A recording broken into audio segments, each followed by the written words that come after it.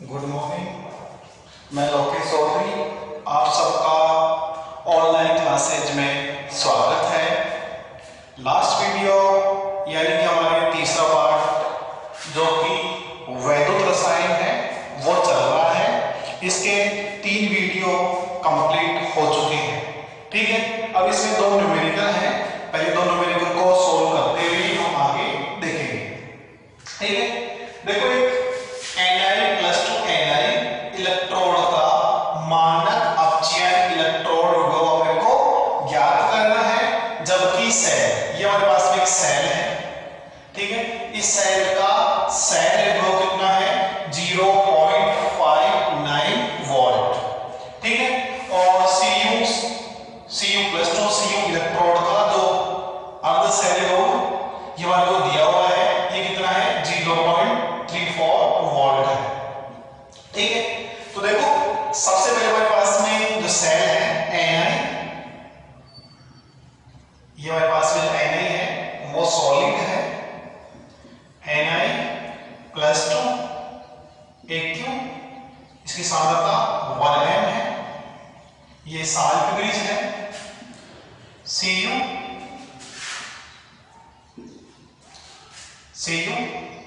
Aq, इसकी सांद्रता भी 1m है। Cu और ये सॉलिड। ठीक है, हमने पहले पढ़ा था जो सेल आरेख बनाया था, उस सेल आरेख के अनुसार जो लवण सेतु है, लवण सेतु के बाईं ओर और दाईं ओर जो बाएं वाला पार्ट है वो एनोड की भांति कार्य करता है और ये वाला कैथोड की भांति कार्य करता है।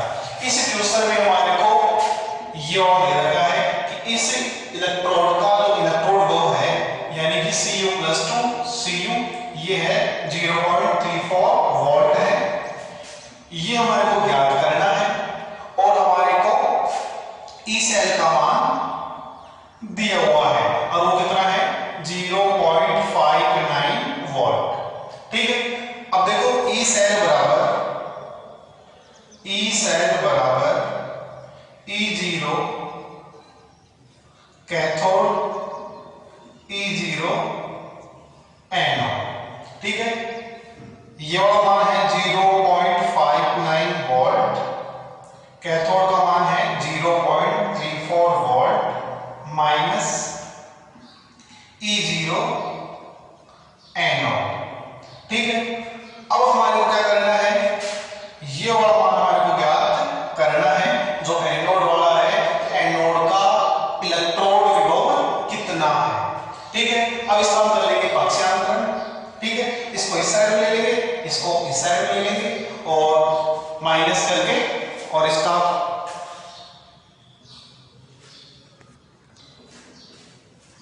ठीक है, अब माइनस करेंगे तो क्या होगा?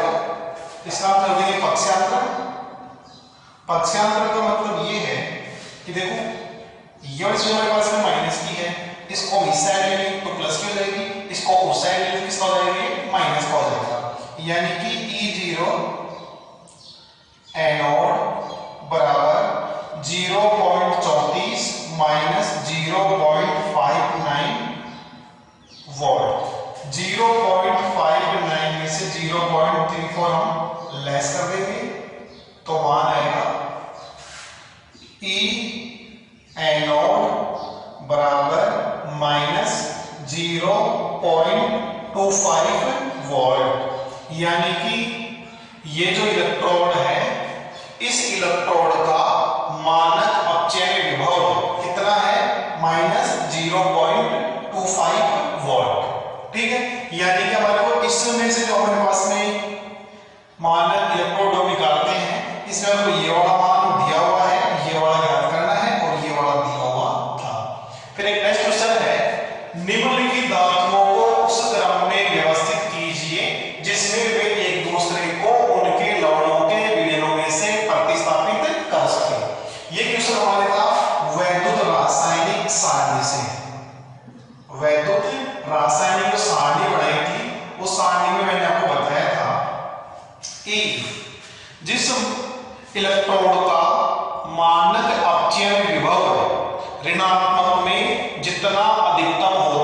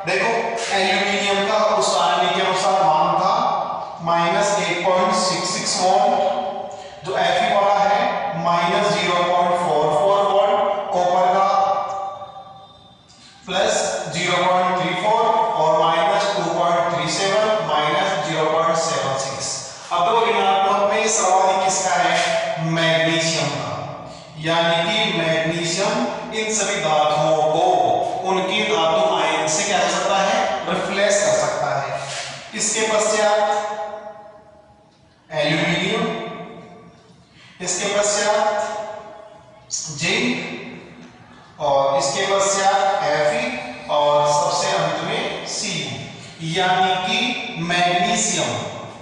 मैग्नीशियम धातु, इन सबके धातु आयनों में से, यानी मैग्नीशियम ऐसे हमारे पास में ऐसे हो Mg प्लस FeSO4 तो MgSO4 प्लस Fe बन जाएगा, यानी कि FeSO4 है, इसमें से मैग्नीशियम Fe कर देगा, वहां से रिफ्लेक्स कर देगा, प्रतिस्थापित कर देगा। ठीक है, इसके बाद में एल्यूमिनियम इंसर्ट कर सकता है, रिफ्लेक्स कर सकता है, प्रतिस्थापित कर सकता है, फिर जिंक कर सकता है, फिर Fe और लास्ट में Cu वाला है। ठीक है, इन सब का आंसर हम दे सकते हैं किसके आधार पे? वैद्युत रासायनिक सारणी के आधार पे।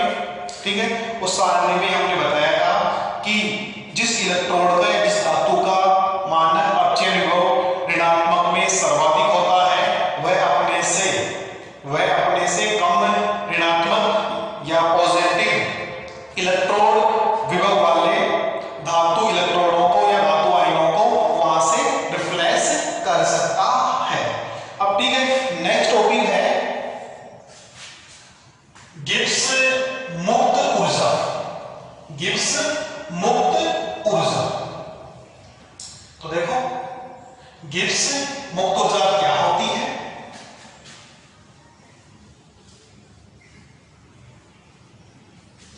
ठीक है, अब देखो हमने डैनियल सेल पढ़ा था। डैनियल सेल में क्या होता है? देखो जो डैनियल सेल है यानी कि कोई सा भी सेल है, उस सेल में जो रासायनिक ऊर्जा है उसको विद्युत ऊर्जा में परिवर्तित किया जाता है। ठीक है, अब रासायनिक ऊर्जा को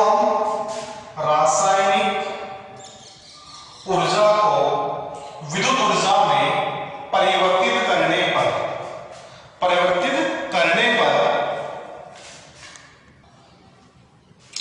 ठीक है, यानी कि सेल है वो रासायनिक ऊर्जा को विद्युत ऊर्जा में क्या कर रहा है? परिवर्तित कर रहा है, यानी कि सेल क्या कर रहा है? कार्य कर रहा है। ठीक है, तो सेल जब कार्य करता है तो सेल के कार्य करने के दौरान, यानी कि सेल के द्वारा किया गया कार्य, सेल के द्वारा किया गया कार्य W। ठीक है, सेल विभव E, सेल विभव E तथा सेल द्वारा कुल प्रवाहित आवेश के गुणनफल के समान होता है या बराबर होता है, यानी कि कोई सेल कार्य कर रहा है। ठीक है, वो कार्य W सेल विभव E और कुल प्रवाहित आवेश के गुणनफल के समान होता है, वो कहलाता है गिब्स मुक्त ऊर्जा।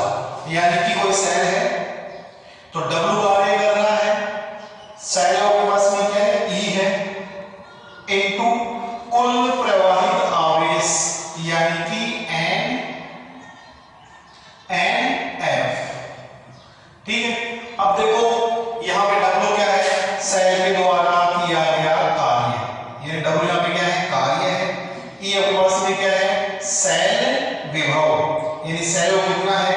N है, यानी सेल के द्वारा सेल में अब रासायनिक अभिक्रिया हो रही है, रासायनिक अभिक्रिया में मुक्त इलेक्ट्रॉनों की संख्या, यानी कितने इलेक्ट्रॉन वहां पे निकल रहे हैं? F यहां पे फैराडे नियतांक जिसका मान होता है 96,500 कूलम मोल इनवर्स। ठीक है, अब W बराबर E इंटू NF, इसको हम समीकरण नंबर 1 दे देंगे। ठीक है, फिर आगे है स्थिरता एवं दाब पर। स्थिरता यानी कि सेल का टेम्परेचर और जो दाब है वो दोनों स्थिर हो तो सेल के द्वारा किया गया कार्य गिब्स मुक्त ऊर्जा के बराबर होता है, यानी W बराबर डेल G। ठीक है, अब देखो जो सेल है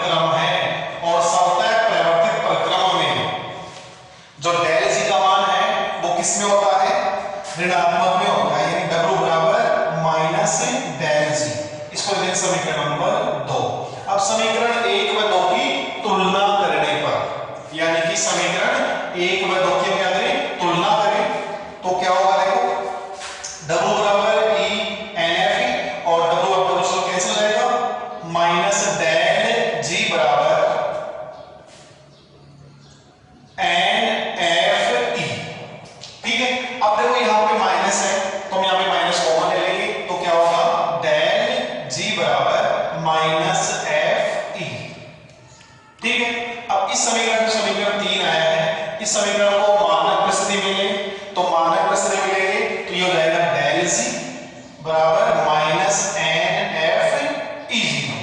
और इस इक्वेशन के द्वारा जो समीकरण नंबर 4 है, इस समीकरण 4 के द्वारा किसी भी सेल के लिए गिब्स मुक्त ऊर्जा का मान ज्ञात किया जा सकता है, जिसको हम आगे एग्जांपल में देखेंगे। ठीक है, इसको दोबारा देखते हैं कि गिब्स मुक्त ऊर्जा क्या होती है। देखो जो सेल है वो सेल क्या करते हैं, रासायनिक ऊर्जा को विद्युत ऊर्जा में क्या कर रहे हैं, परिवर्तित कर रहे हैं, यानी कि सेल कार्य कर रहा है। अब सेल कार्य करेगा यानी कि सेल के द्वारा किया गया कार्य है W। ठीक है, सेल में जो सेल का सेल्यूलम है E तथा सेल के द्वारा कुल प्रवाहित आवेश के गुणनफल के समानुपाती होता है। यानी सेल के द्वारा जो किया गया कार्य W है वो सेल विभव E तथा कुल प्रवाहित आवेश के गुणनफल के समानुपाती होता है। आवेश को आप N और F के द्वारा रिप्रेजेंट करेंगे, इन दोनों का जो गुणनफल है वो कार्य में क्या है, समानुपाती है। ठीक है, समीकरण नंबर 1 आ गया। दूसरा है अगर आपके पास में स्थिर ताप एवं दाब के ऊपर, यानी कि आपके पास में टेम्परेचर और प्रेशर दोनों कांस्टेंट हो, ऐसी परिस्थिति में सेल के द्वारा किया गया कार्य गिब्स मुक्त ऊर्जा के क्या होता है, समान होता है, यानी कि W बराबर डेल जी। अब देखो सेल क्या है, सवतः प्रक्रम प्रक्रिया है, और सवतः प्रक्रम प्रक्रिया जो भी सवतः परिवर्तित प्रक्रम होते हैं उसमें डेल जी का मान क्या होता है, ऋणात्मक होता है, यानी W बराबर माइनस डेल जी। ठीक है, अब समीकरण 1 और 2 को कंपैरिजन करेंगे, W से W कैंसिल हो जाएगा, माइनस डेल जी बराबर एन एफ ई। ठीक है, अब यहां पे माइनस का लेंगे, कॉमन ले लेंगे तो ये वाला पॉजिटिव, ये वाला हो जाएगा नेगेटिव हो जाएगा। अगर आपके पास इस इक्वेशन के ऊपर, इस वाले इक्वेशन के ऊपर आप मानक परिस्थिति लें, ठीक है, तो जो डेल जी है यानी उसको अपन डेल जी naught minus n F E naught हो जाएगा। और इस समीकरण के द्वारा या इस सूत्र के द्वारा हम किसी भी सेल के लिए गिब्स मुक्त ऊर्जा का मान ज्ञात कर सकते हैं। फॉर एग्जांपल डैनियल सेल लेते हैं। ठीक है, अब डैनियल सेल में गिब्स मुक्त ऊर्जा का मान किस प्रकार निकालेंगे। देखो डैनियल सेल होता है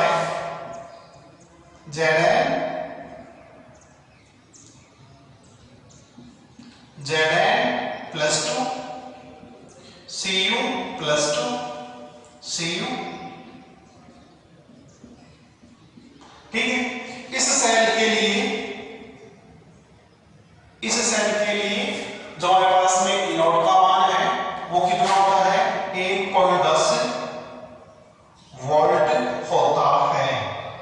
ठीक है, N का मान कितना होता है, N बराबर मुक्त इलेक्ट्रॉनों की संख्या N बराबर 2, और जो F है Faraday Newton 94,500 coulomb mole inverse, यानी कि हमारे पास में N का मान भी है, F का मान भी है, E का मान भी है।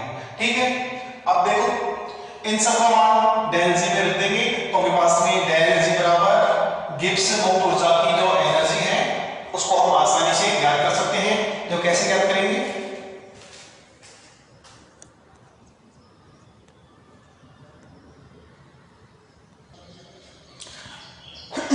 अब देखो डेल जी नॉट बराबर माइनस एन का मान 2 इंटू एफ का मान 96,500 इंटू 1.10। ठीक है, अब देखो इस पॉइंट को लाएंगे, यहां पे 100 ले लेंगे, एक जीरो से एक जीरो, एक जीरो से एक जीरो, दो के सुबह कर लेंगे। डेल जी नॉट बराबर minus 220 into 965, del ji not बराबर इन दोनों को मल्टीप्लाई करेंगे तो 212 300। ठीक है, अब जो माइनस इसको लिख सकते हैं डेल जी नॉट बराबर, और जो इक्वेशन है हमारे पास में what into coulomb mole inverse, ये जो किलो जूल में इसको कन्वर्ट कर सकते हैं। आपके पास में क्या रहेगा, कैलोरी इसको किलो जूल में कन्वर्ट कर लेंगे जब इसका ऐसे लिख देंगे, ठीक है। यानी कि गिब्स मुक्त ऊर्जा का मान हम निकाल सकते हैं डेल जी बराबर minus n F E not के द्वारा, ठीक है। नेक्स्ट टॉपिक है वैद्युत अपघटनी चालक, वैद्युत अपघटनी चालक, वैद्युत अपघटनी चालक।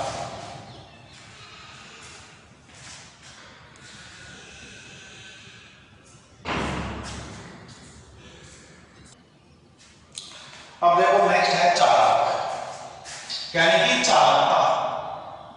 चालकता क्या होती है, यानी कि वे पदार्थ या यौगिक जो अपने से विद्युत धारा को प्रवाहित होने देते हैं, यानी धारा को प्रवाहित करते हैं, वो कहलाते हैं चालक, यानी कैसे दिन चालक होते हैं।